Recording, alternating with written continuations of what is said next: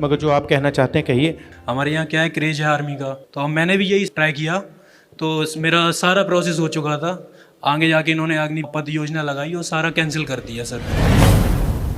यहाँ से कोई मेरे को सेंटर से मैसेज भी नहीं आया था कि आपका ज्वाइनिंग वगैरह आपको दी नहीं जाएगी। 4-5 महीने से हम लोग प्रोटेस्ट कर रहे हैं, हर तरह से मतलब लगे हुए हैं, फिर भी सरकार सुनने को तैयार नहीं है। और अब ऐसा हाल हो चुका है सर कि जंतर मंतर पे परमिशन के लिए जा रहे हैं तो वहाँ से भगा दिया जा रहा है सर। लोकतंत्र में भी हमें अपनी आवाज़ उठाने के लिए जाने पर वहाँ से भगा दिया जा रहा है सर। आखिर हमारी गलती क्या है सर? हमने फौज का सपना देखा था, हमने मेहनत किया था, इसके लिए 4 साल 5 साल मेहनत किया था सर, फिर भी सरकार हमारी भर्ती नहीं कराई। आज हम लोग दर दर की ठोकरें खा रहे हैं सर। और आप भी प्रोविजनल लिस्ट पे थे? जी सर, बिल्कुल, हमारा सारा चीज़ क्लियर था सर। कोई लड़का अपना माँ का गहना गिरवी रख के, कोई लड़का खेत गिरवी रख के, कोई लड़का कहीं से लाकर पैसा लगा के पढ़ाई किया था। और जब भर्ती रद्द हुई सर, उसके बाद में लड़के के ऊपर कर्ज था, वो प्रेशर झेल नहीं पाया, जिसमें 64 से 65 अभ्यर्थी आत्महत्या कर लिए। और जब भी सर हम लोग मीडिया के पास जाते हैं आवाज़ उठाने के लिए, सीधे हाथ जोड़कर खड़ा हो जाता है लोग कि मेरे बस में, मेरे हाथ में नहीं है, मैं नहीं उठा सकता सर। जब ग्राउंड में तैयारी करने जाता था, वहाँ पर 400 से 500 लोग मेरे साथ तैयारी करते थे। जब से ये अग्निवीर योजना आई है, तब से वही 10-15 लोग आते हैं सर। हमें सर जो अग्निवीर बन भी गए हैं, उनकी कोई शादी नहीं कर रहा है सर। अग्निवीर का दर्जा देता है, अग्निवीर की निगाहों से देखता है, ना कि फौजी की तरह नहीं देखता है सर। और सर अभी हमारे साथ के जो थे वो शहीद हुए, उनको शहीद का दर्जा नहीं दिया गया सर। और सर अगर उन्हें 25% में भी रखेंगे तो सर वो अपने खास लोगों को रखेंगे, और हम पिछड़े गरीब लोगों को क्या होगा सर? हमारी तो कोई पहुंच ही नहीं है। ये इस तरह से 4-4 साल के जो अग्निवीर पैदा कर रहे हैं, ये अपनी फैक्ट्रियों में लगाने के लिए सस्ते और कम रेट के चौकीदार बनाने का प्रयास कर रहे हैं। ये देश के साथ खतरा कर रहे हैं महोदय।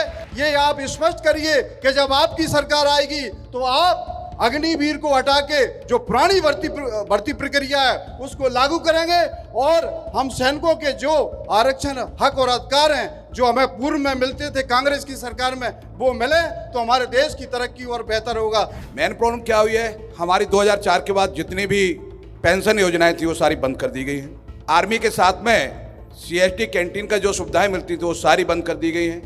CPOज का हर व्यक्ति त्राहिमाम है, परेशान है। सर एक बहुत बड़ी बात यह है कि ये जो अग्निवीर सेलेक्ट किया गया है, इसमें तीनों चीफ की एग्रीमेंट नहीं थी उस समय, क्योंकि वो आर्मी में सर्व कर रहे थे, तब उन्होंने कुछ नहीं कहा। जैसे ही रिटायर हुए, chief of the army staff ने अपनी बुक में लिखा कि इसमें हम लोग तीनों लोग शॉक थे जब ये आया था, और मैंने आर्मी में कहा था कि 25%। तो ये डिसाइड किसने किया?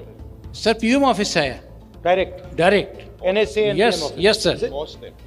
एक टैंक को चलाने के लिए अगर टैंक का ड्राइवर है, उसको 120 बटन देखने पड़ते हैं, और नीचे से माइन फील्ड है, ऊपर से गोले आ रहे हैं, मिसाइल्स आ रही हैं, उसके बीच में उसको मेंटली फिजिकली ट्रेंड होके तभी वो निकल सकता है, अदरवाइज वो काम नहीं कर सकता है।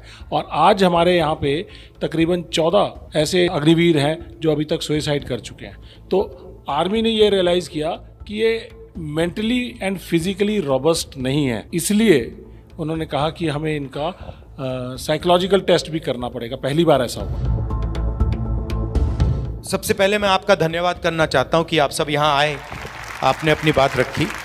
जो 1.5 लाख लोग हैं, इनके टच में मैं हूँ। आपके रिप्रेजेंटेटिव्स मेरे पास आए थे, दिल्ली में आए थे, यात्रा में मुझसे मिले, और हमारी कोशिश होगी कि हम आपकी पूरी मदद करें।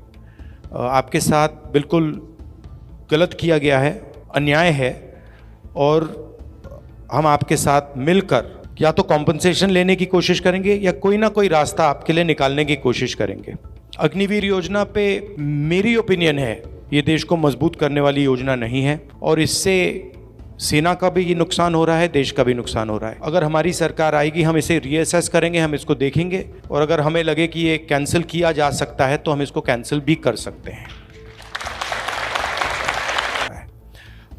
जो आपने एक्स सर्विसमैन ने कहा, बिल्कुल सही कहा है, आपको सपोर्ट मिलना चाहिए, और वो जो आपका 10% रिजर्वेशन का है उसको हम असेस करेंगे और उसको पूरा करने की कोशिश करेंगे, ठीक है।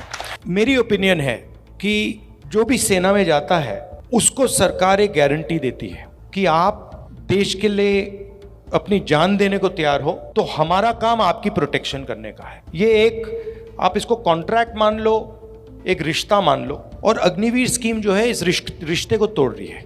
क्योंकि जो लड़ेगा, मान लीजिए 2 लोग लड़ रहे हैं, एक अपने आप को अग्निवीर मानता है, वो जानता है कि भैया मैं शहीद हो गया तो मुझे कुछ नहीं मिलेगा, और उसी के साइड में दूसरा लड़ रहा है और उसको पूरा का पूरा सपोर्ट मिल रहा है, पूरा फायदा मिल रहा है, तो जो अग्निवीर है वो पूरा डिमोरलाइज हो जाएगा और वो ठीक से लड़ेगा भी नहीं, डर जाएगा, उसमें जो कॉन्फिडेंस होनी चाहिए नहीं आएगी।